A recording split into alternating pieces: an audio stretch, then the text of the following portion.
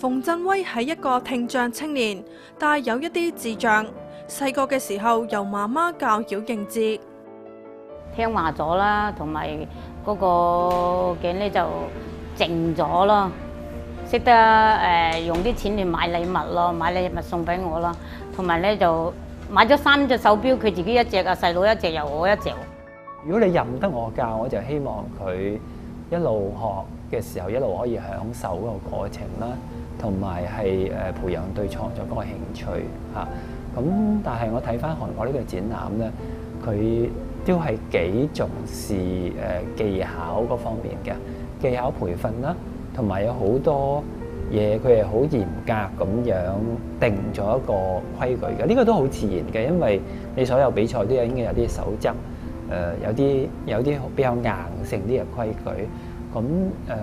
咁先至顯一個比賽係公平嘅。咁呢個